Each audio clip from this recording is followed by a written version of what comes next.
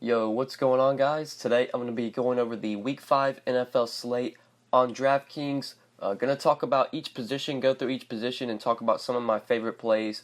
If there's stud plays I like up top, I'll be sure to mention them. If there are plays in the mid-range that I like, we'll touch on those as well. If there is any value that I like at each position, I'll try and hit some value plays. And then as we go, I'll build my core of 5 plays. These are 5 guys that I expect to have a lot of exposure to in my tournament lineups, and just 5 of my favorite plays overall on the slate. But before we do get started, guys, would appreciate it if you would drop a like on the video. It definitely does mean a lot, and if you have not subscribed yet, make sure you hit that subscribe button down below, so that way you won't miss out on any of my new videos. But yeah, we'll go ahead and start off at quarterback, where we do have Ben Roethlisberger as our most expensive quarterback this week. He's at home at $6,900 against the Falcons, and I really like this spot for Big Ben. I'm going to have exposure to him in tournaments, definitely, because this game is going to be a shootout, most likely. Right now, just Vegas has this game as a 57 total. Ton of points are going to be scored here. Right now, it has the highest total on the main slate. So this is a game that we're going to want to have exposure to. There are definitely a lot of high totals just in general on this slate. Got a 50 total between the Bengals and the Dolphins. Got a 49 total between the Chiefs and the Jaguars. 51 total between the Packers and the Lions, 57 in that game, obviously.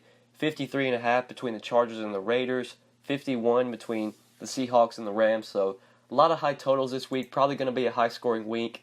Points are probably going to be scored in a lot of these games. I expect this game to be a shootout. So I do like Big Ben. Always like to play him when he's at home. Matt Ryan, on the other hand, I don't know if I'm going to play Matt Ryan this week. He's on the road. We know Matt Ryan struggles more on the road than he does at home. Definitely better when he's at home.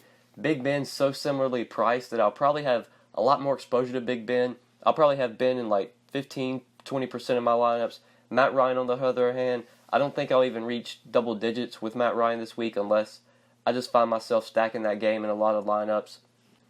I think Ryan's fine, but I would prefer Big Ben. I feel like Ben might have more upside. And then Phillip Rivers sandwiched in between them I do like as well. He gets a really good matchup at home against the Raiders, a team that just can't stop anybody.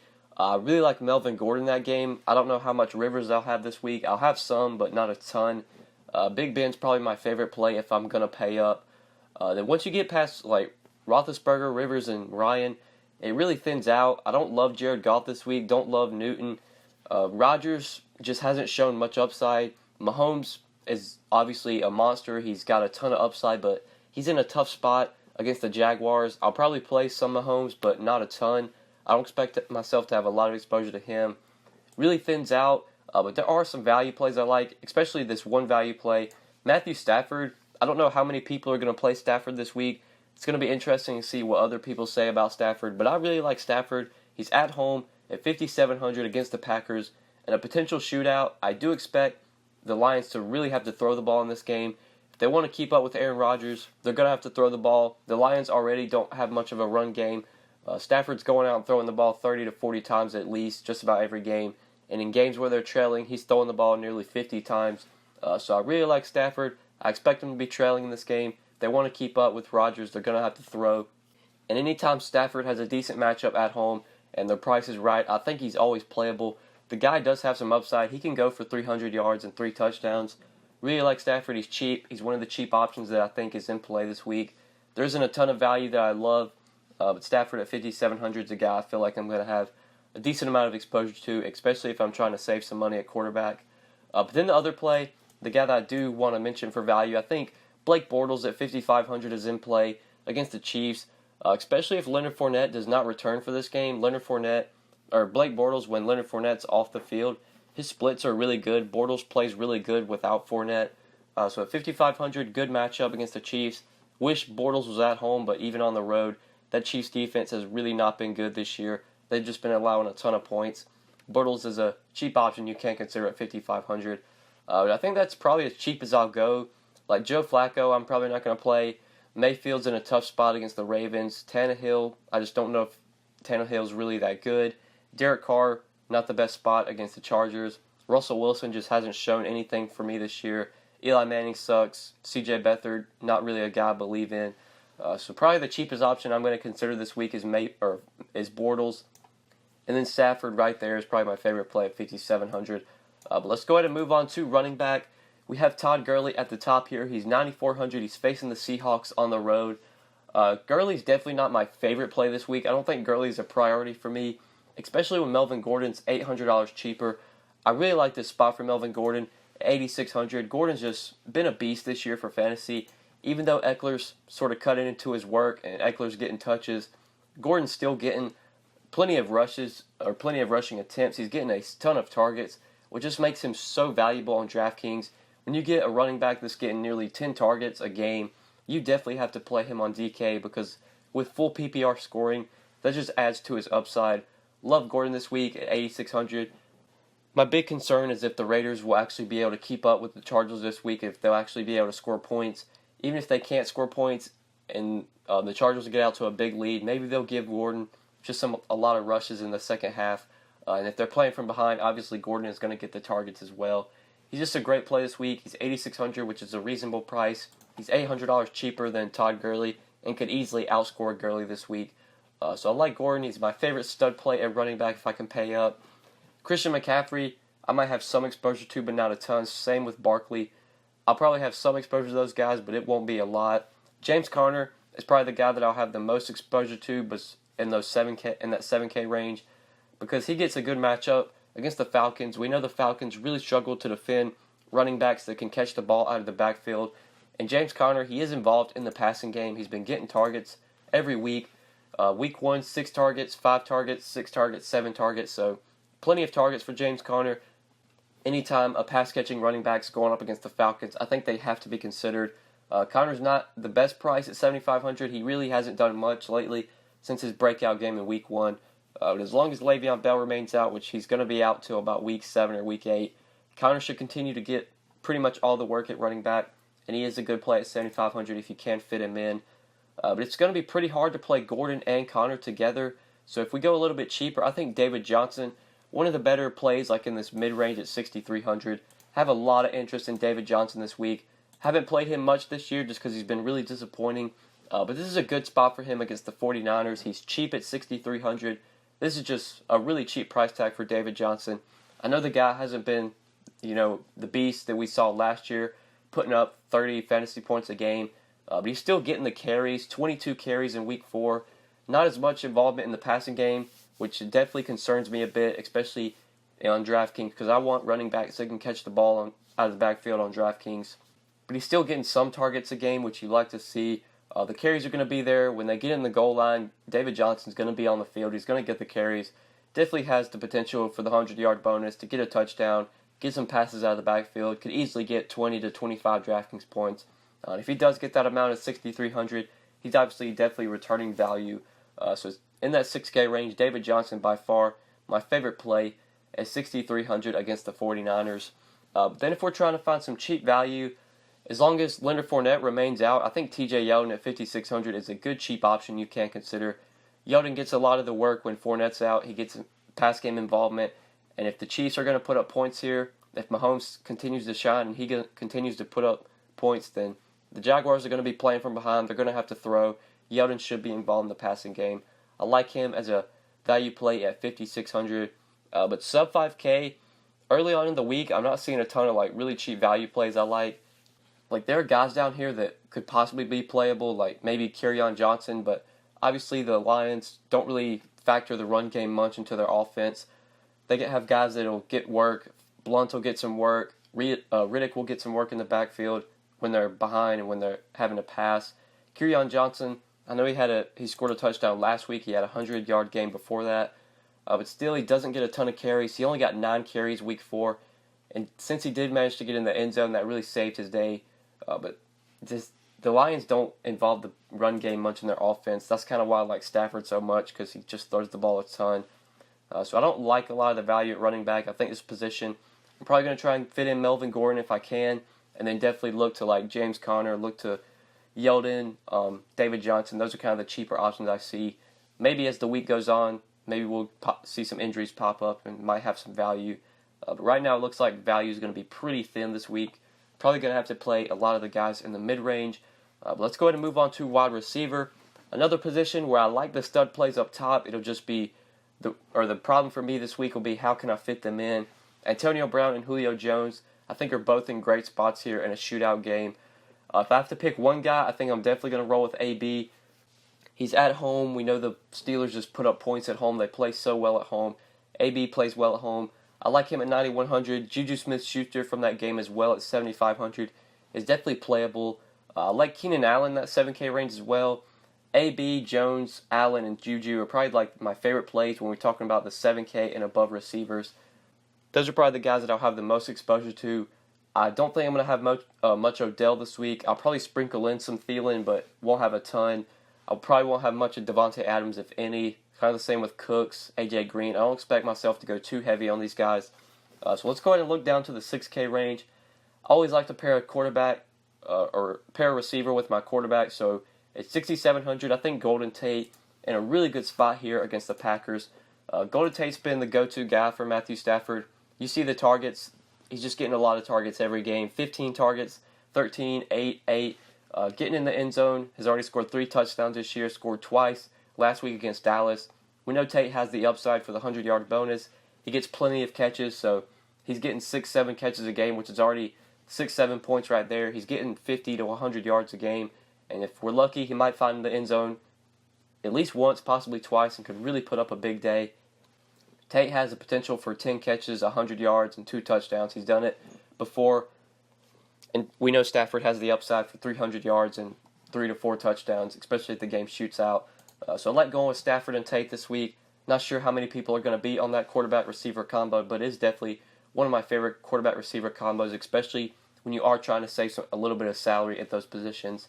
But looking a little bit cheaper, I think this is probably the position where we can find a little bit of value, not like really cheap options, but like in the 5K range. I think there are playable guys here that I definitely see. So we'll start off with Tyler Boyd. He's just getting the targets every week. He did get priced up to 5,700. But as long as he's getting 8, 9, 10 targets a game, Tyler Boyd's definitely going to be a guy that I have in my player pool and that I have exposure to. But Sterling Shepard's probably my favorite play in that 5K range. As long as Evan Ingram remains out, Shepard's going to be involved in this Giants offense. He's going to get plenty of targets. He got 10 targets last week against the Saints, caught all 10 of his targets for 77 yards and a touchdown. I expect nearly double-digit targets, if not more, for Shepard as long as Ingram is out. He's the go-to guy that they look to when Ingram is out. He's the guy that really steps up and just plays well and gets the targets when Ingram's out. So I like Shepard at 5,600. He's still relatively cheap. He didn't get priced up a ton. I think last week he was like 4,900. This week only 5,600. So him and Boyd in that 5K range are two guys you could probably look to as sort of salary savers. There are some guys as well that are 5K and under, some cheaper options that we can consider. So as long as like Leonard Fournette remains out, I think these Jacksonville receivers are playable this week. My favorite one's probably D.D. Westbrook, 4,700. We know how bad this Chiefs defense is. We know how good Bortles plays when Fournette's off the field, how much he throws when Fournette's off the field. So D.D. Westbrook should probably see some targets, and he's 4,700, a cheap option. If you don't want to pair Stafford with Tate, then Marvin Jones at 4,700 might be playable. He's really, really cheap. Could potentially look to him as a value play. Jordy Nelson is a guy that I haven't played at all this year, but he's getting the targets. Last 2 weeks, he's got 8 targets and 8 targets, so 16 targets his last 2 games, 32 and 17 DraftKings points. As long as Derek Carr continues to look Nelson's way, and as long as he continues to get the targets, I think he is playable, especially when he's this cheap at 4,500. I don't love the matchup against the Chargers. They do have a good secondary, but Nelson, if he's 4,500, is going to continue to get 8, 9, 10 targets. Definitely a value play that we could look to. But I think that is it for receiver. At least the receivers I feel like I'm going to be heavy on.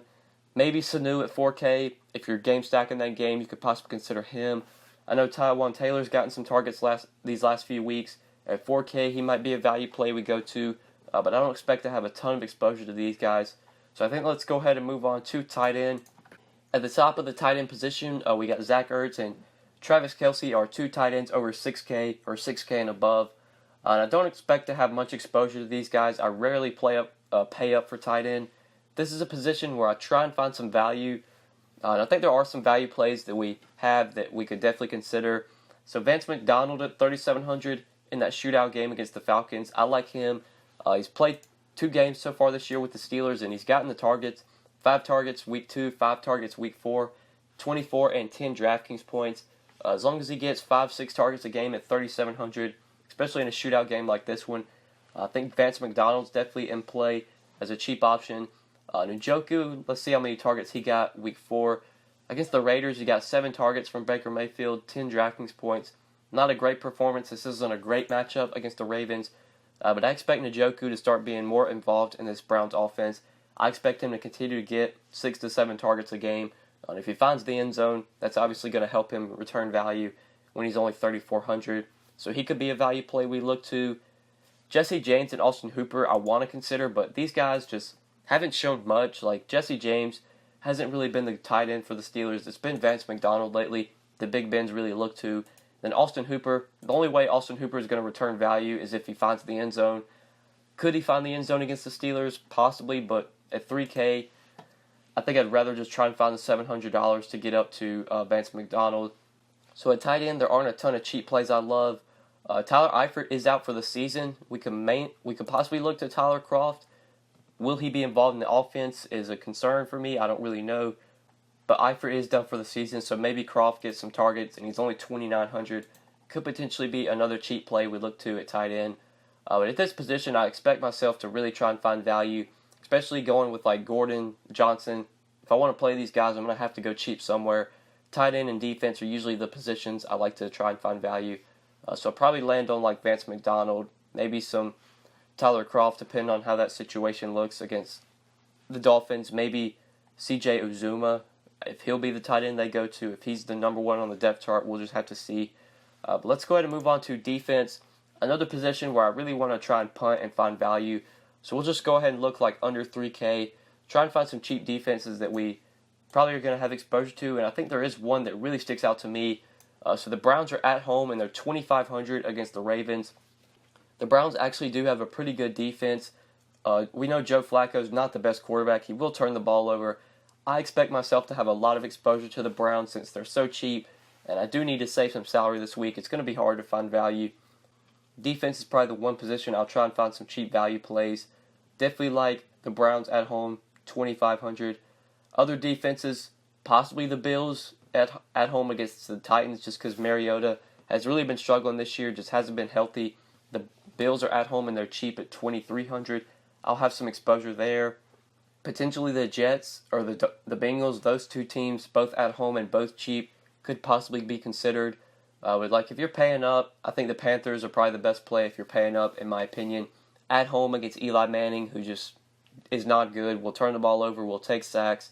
I like the Panthers defense at 3,300, but I expect myself to really try and go cheap here with mainly the Browns, possibly the Bills, Jets, Bengals. Those are kind of the teams I'm looking to.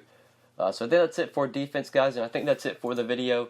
Hopefully you guys did enjoy this video, and hopefully it did help you. This for sure is going to be an interesting week, trying to find value plays so we can fit in Melvin Gordon, we can fit in DJ. If we want to play James Conner, definitely going to be hard trying to find value. Throughout the week, maybe some value plays will open up. But yeah, guys, I think that's it for the video. Like I said, hopefully you enjoyed. Make sure you drop a like. Would really appreciate it. Subscribe to the channel if you have not already. And if you're not following me on Twitter yet, make sure you do follow me on Twitter at the DFS_GOAT. Always tweeting about the slate, just talking about DFS in general on my Twitter. And you can always DM me on Twitter if you do have any questions you need to ask me. But yeah, guys, I think that's pretty much it. Thank you so much for watching, and good luck on this Week 5 slate. Peace.